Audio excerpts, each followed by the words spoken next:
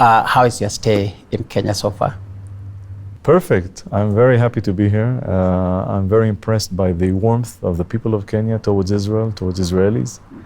I'm very impressed by the scenery, by the wildlife here in Kenya, and most probably I feel honored to lead the efforts from our embassy to advance the relations between our two countries. So my stay until now has been very, very good, and I'm looking forward to the rest of my tour here. Yes. How does your stay here in Kenya compare to life in Israel? Oh, well, of course it's totally different. Israel is my home country. It's where I was born. It's where I live. I live in our capital, Jerusalem. So I think in many ways you feel at home when you're at home. Here I feel a very privileged guest. So I think probably the nature of being a guest makes, I think, the differences for my stay here compared to my stay in Israel. Just give us a brief history as you move forward towards celebrating your 72 years of nation building and establishment of Israel, the state of Israel.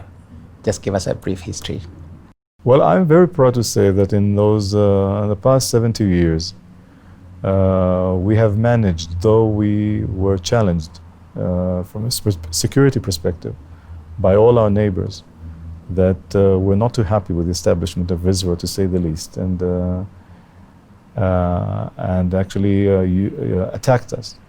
We still managed in the last 72 years to build a very strong nation that is composed from Jews who emigrated from different parts of the world, coming back to their natural homeland in Israel, sharing the same strong culture, building a vibrant democracy, being based on a military capacity that allowed us to meet the security challenges that we're facing. And probably most important, whether we have managed to develop a strong economy that is based on high tech, based on startups, based on innovation, that first and foremost was enabled us to meet challenges that allow our economy to develop, that allowed us to make the desert bloom, that allowed us to find creative solutions to different challenges in different spheres, and not less important, to create partnerships between Israel and different countries in the world. And part of this partnership is learning from others, but also sharing our experience for the last 70 years. So I think for all these reasons, I'm very proud of the achievements in Israel. We also understand when we read through the press and hear in the news of the advanced technologies you have, particularly in medicine. Maybe you could comment to us about it when you compare you to the rest of the countries in the world. You have quite a number of advances that you have made.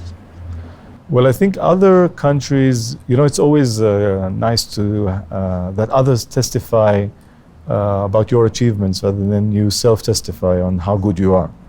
And I think that if you look at the number of very big corporations, very big companies, international companies that have based themselves in Israel, and if you look at the innovative achievements that we have managed to create, I think that you don't find it surprising that many countries and many organizations define Israel as one of the technological superpowers. And as I said earlier, I'm very proud of those achievements because they have given solutions to issues and challenges that save lives. In the medical field, it has given us the solutions in agriculture, the irrigation systems that allowed us, as I said earlier, to make the desert bloom, cybersecurity, different technologies that allow us to monitor challenges in a more effective manner. And I think this is something that, as I've said, I'm very proud about, and it has been done internally in Israel, but also with a lot of cooperation between Israel and different countries, a lot of sharing that came both ways. I would imagine, like now we have the coronavirus that has spread across the world. We have seen some countries that have been completely devastated by the incidence of the virus. How is Israel responding to it? Well, I think very similar to many other countries. There are two components. One is how do you change your daily life in a manner that allows you to overcome this pandemic, which means like here in Kenya, that we had to stay much more at home, that when we were out we maintained social distancing and we maintained a very high level of hygiene. People had to stay more at home. They did not go regularly to work. They, of course, did not go to bar and pubs and so on. But I think these measures that were very necessary allowed us to flatten the curve in Israel. And though we have more than 17,000 cases, today we have only 2,000 that are active, and the curve has been flattened in a manner that the government already began to take actions to go back to normal life, to allow people to go back to normal life, because it does have a direct effect on the economy, and you want to make sure that the economy is not devastated and that people could actually go back to work. So as we speak, Israel is now gradually going back to normal life. We have opened the educational system. We have allowed more people to go back to work. We even began opening the restaurants and bars in the evenings. It's not, these actions are not taken without continuous concern that this pandemic can come back, and we are learning how to live with this pandemic. But the bottom line is that, like other countries, we are trying to find this fine line between normalizing back our life and still keeping safe and healthy. Would you attribute the rate at which you flatten the curve to be associated with people obeying the protocols, or the government had to become very hard on the people of Israel, to like the lockdowns we have seen in places like Italy and other countries? I think that's a very important question. I think you cannot succeed but with people self-obeying, people understanding the importance of those measures. These measures are not convenient for any of us, but they're taken because they are necessary, exactly like here in Kenya. And I think that's very crucial, that people do that because they understand that otherwise they risk not only themselves, but they risk others.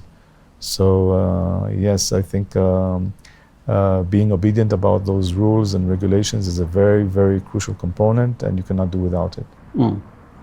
I have seen in the news, like in some countries like United States of America, where the medical infrastructure had to be established in a hurry and quickly because of the rate at which the infection was growing.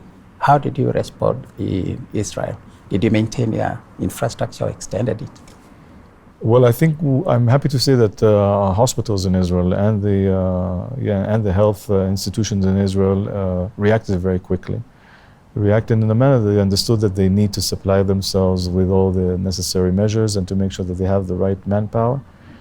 And part of the regulations of behavior was to make sure that there is no immediate burden on the health system. So the combination of those regulations of the changes in the behavior that people were expected, complemented by measures that the hospitals and the health system has taken to have the right manpower, to have the right equipment, to have enough ventilators. I think that this combination put us in a place where the health system was in the right place. There is another component of course, dealing with this challenge and trying to overcome it, and that is utilizing the innovation and utilizing research to try to find creative solutions. Creative solutions to the whole series of processes that this pandemic creates for us, whether it's having a much better monitoring of where the disease comes from, better ways to test, and of course trying to develop better ways to treat people who are suffering from the virus, and of course hoping to find a vaccine. So all the efforts in Israel, whether it's in the startups and whether it's in the different companies, and whether it's in the health system, whether it's in the research institutions, are focused to try and find those solutions. We're doing it within Israel, but we're doing it a lot also with cooperation with different countries. And I think to that respect, our engagement with Kenya and sharing information and sharing experiences is very, very crucial to our ability, our common ability to overcome this pandemic. When you compare COVID-19 and diseases like cancer, where would you place more resources? Wow, I think I think we're still at the beginning of this phenomenon of this pandemic. I don't think I'm not a professional. I want to be humble enough. I don't think at this stage we could have already initial conclusions. I think we still need a bit more perspective to understand better this pandemic and its sources, and of course how to overcome it before we compare it to other. I think we are right in taking all necessary measures, whether preventive measures, changes in our behavior, and as I said, focusing on trying to find creative solutions. I think this is now where we have to put our energies. I have no doubts in my mind that we will have many, many sessions in the media and in the academic institutions to analyze the pandemic that we're now going through. Yeah. I think it's a bit too early to try and have conclusions. Okay. Now let's look at Kenya-Israel cooperation.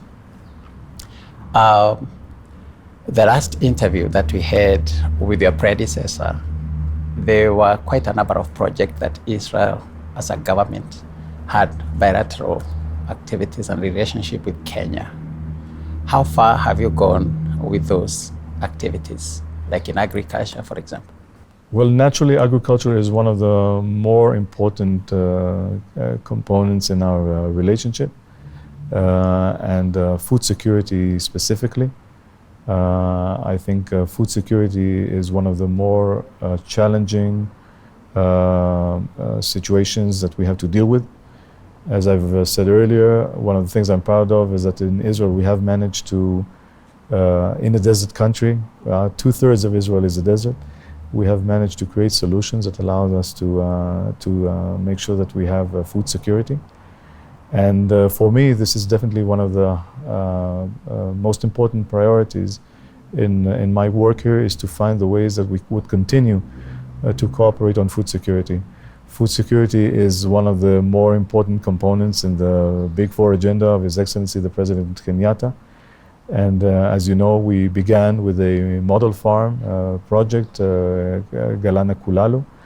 And we are, and this is a very important goal for me, to move with the local partners from this model farm in Galana to create additional centers of excellence that would be surrounded by a community of farmers that would allow our contribution to meet the challenge of food security also here in Kenya. And I'm very much committed with strong partners here to continue in that endeavor.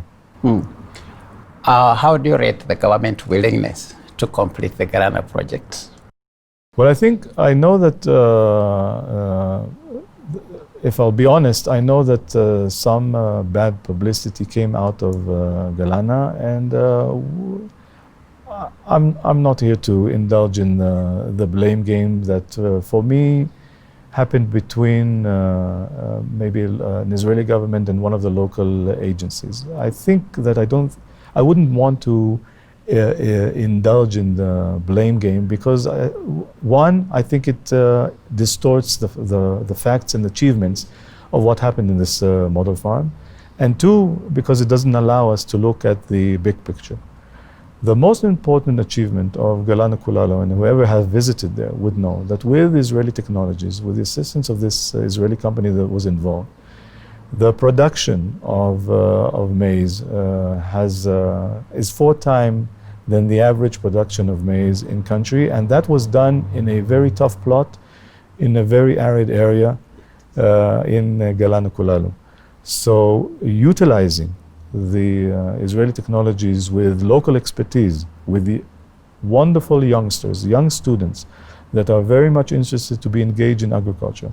There are a lot of them, hundreds of them, arrived in Israel for an 11-month training, on-spot training. They have felt in their own hands how to build a farm, how to maintain a farm, how to utilize Israeli technologies. They have their own experiences because they've been graduated here in the best universities in agriculture. So the combination of Israeli expertise with local experts, with local youngsters, this is the key to continue.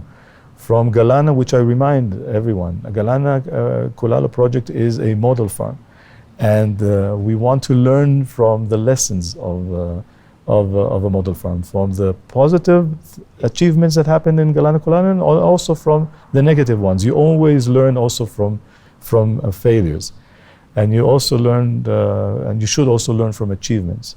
And going back to your question, I think again, for me, what we should take from the Galana Kulalo is that if you create and generate the right forces together, you are able to take the amount of maize that you would grow 4 times per acre than it is done today in areas that are much more convenient for growing crops than Galana Kulalo. So this is one issue. The second issue, and that is the big picture, that moving for a national level solution of food security, which I believe Israel could be a very bold partner, would mean to add at least two additional centers of excellence in other areas of Kenya, as I said, surrounded by a community of farmers, community of young farmers, that a lot of them have been trained and will continue to be trained in Israel in this special project. I have great hopes, and I'm very optimistic that joining with the right forces, with the right government agencies, with the right local agencies, and especially with those brilliant young agricultural students, agripreneurs here in Kenya, I'm very hopeful that we will be able to take it to the next phase, to the national level phase, advancing and strengthening this very important component in our relations, which is food security, addressing, as I said, one of the 4 big agendas for His Excellency the President, and as part of the commitment of both Prime Minister Netanyahu and President Kenyatta on this specific issue. Thank you, Ambassador Obeid. Now, looking at the political capacity and political goodwill, what lessons would Kenya learn from Israel in terms of investment in political goodwill as far as projects like Galana is concerned? Well, I think the most important lesson that I would learn is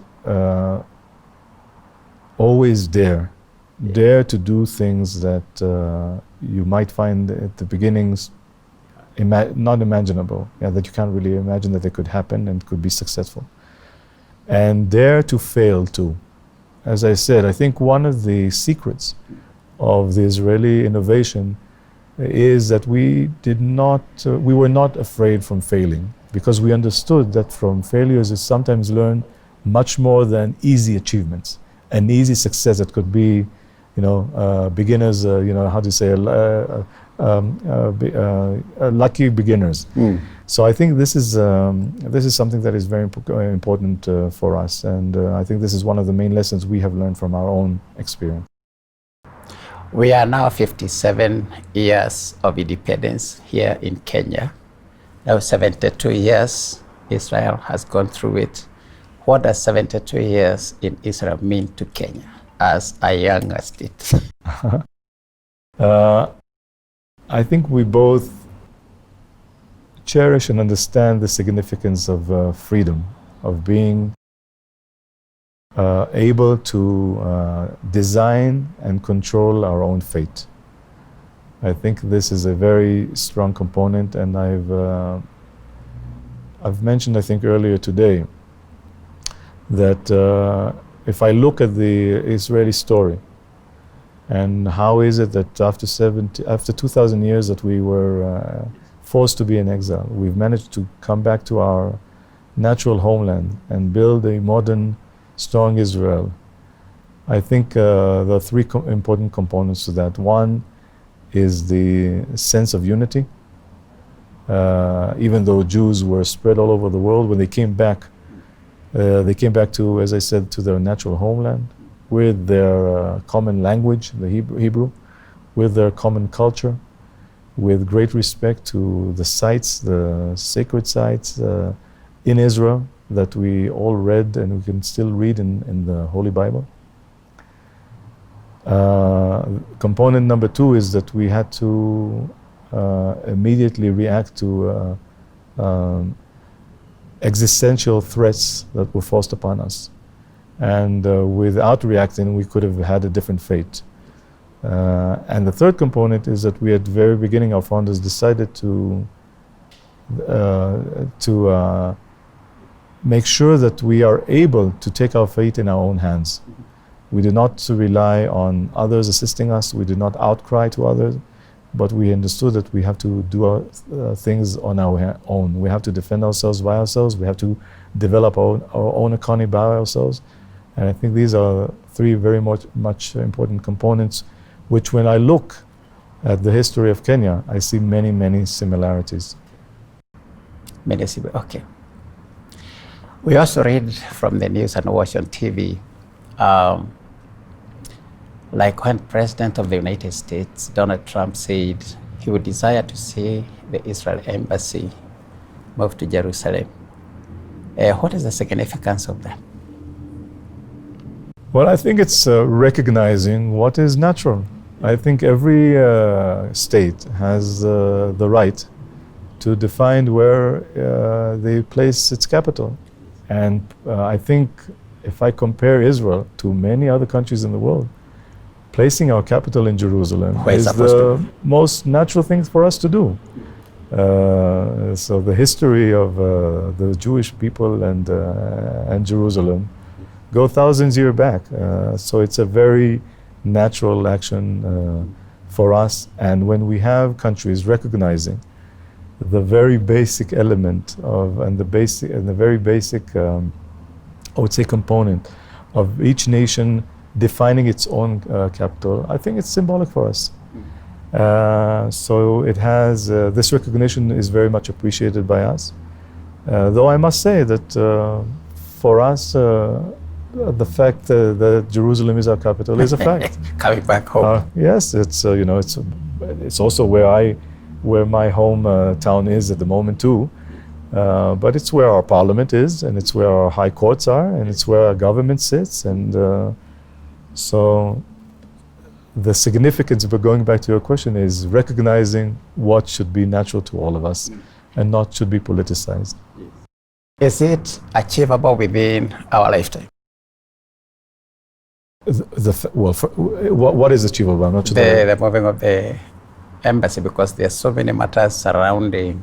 The embassy of the American embassy is already in Jerusalem. It's already in Jerusalem. It's already in Jerusalem, of course. They moved it more than a year ago. Yes. So that has already been done, and a few other countries also moved their embassies to Jerusalem. So I think it is doable, and I think it's, as I said, it is a way to recognize what is already natural and known to everyone else. We do have other challenges to meet, and we should meet them in a different way, but not by hijacking the fact that Jerusalem is our eternal capital. Yes. When I read the Bible,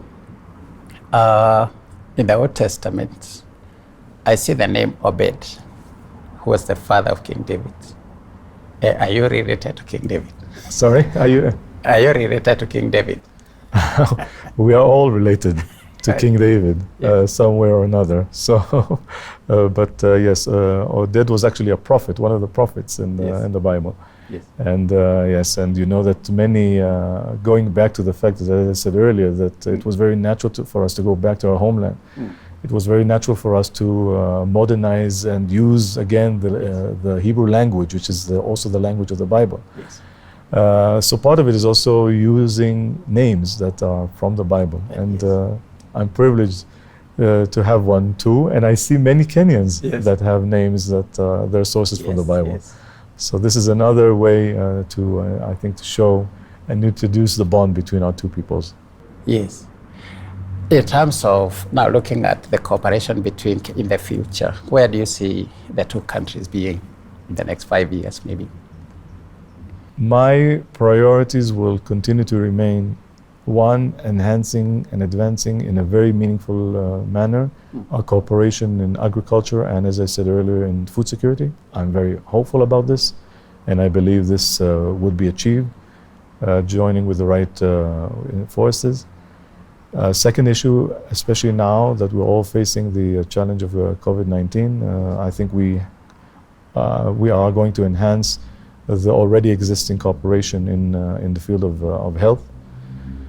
Business to business is a very important component. We have opened last year a full trade office within our embassy that is focused on enhancing our trade relations. And as part of that, one of the main goals and priorities for me is to re-establish the direct flights between our two countries. I'm very happy that serious discussions already began with the relevant government agencies, with Kenya Airways, and I'm very hopeful that now, once situation will stabilize with COVID-19, we would re-engage and we would advance this goal very, very soon. Are you able to overfly Sudan? Because I thought that was one of the limitations you had. Well, it's not the only route, but yes, we have already also developments with our relations with Sudan that might allow that using this route too. But as I said earlier, this is not the only route, and this shouldn't be the obstacle. Okay.